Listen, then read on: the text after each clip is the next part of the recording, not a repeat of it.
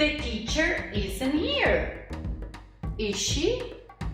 Hello kids, I'm Teacher Chris, and you might be thinking, why I have started the class like this?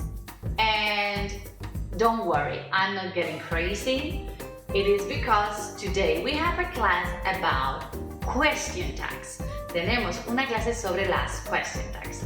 Por eso he empezado la clase con esa estructura. Mirad chicos, las question tags son una de mis estructuras favoritas en inglés.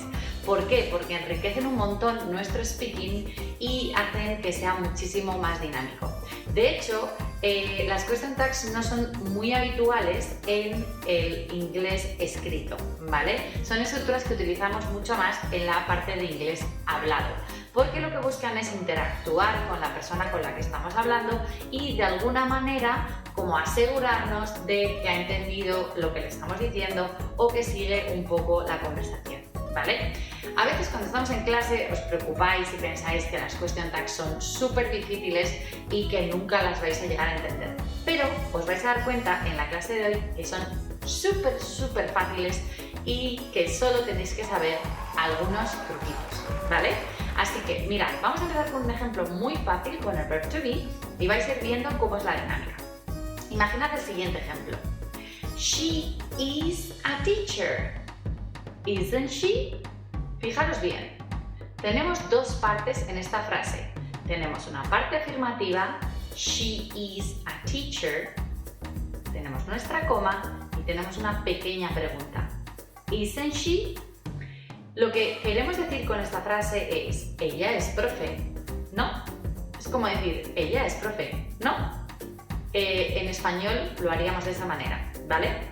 Si os fijáis, en inglés lo que hacemos es coger el verbo que tenemos, en este caso el verbo to be is, y simplemente lo ponemos en negativo.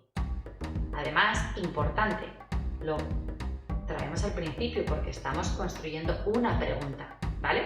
Por eso tenemos la primera parte en la que tenemos una frase afirmativa, she is a teacher, y lo único que tenemos que hacer es poner ese verbo en negativo y convertirlo en pregunta.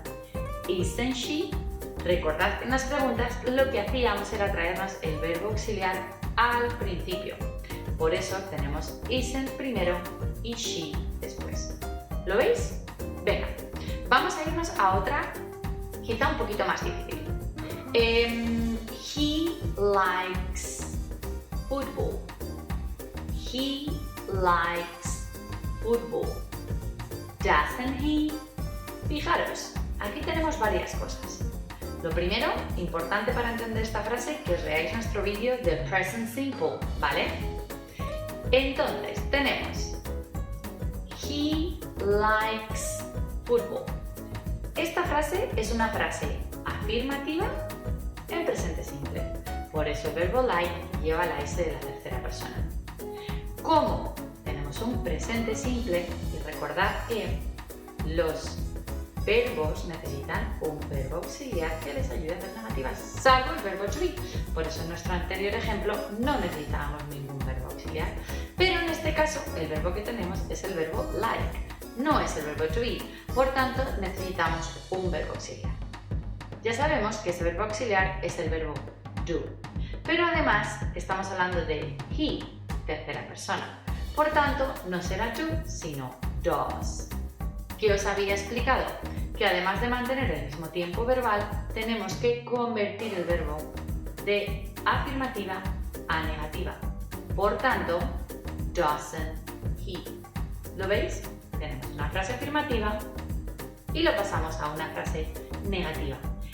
¿Qué sucederá entonces si mi frase del principio, en lugar de ser afirmativa, fuera negativa?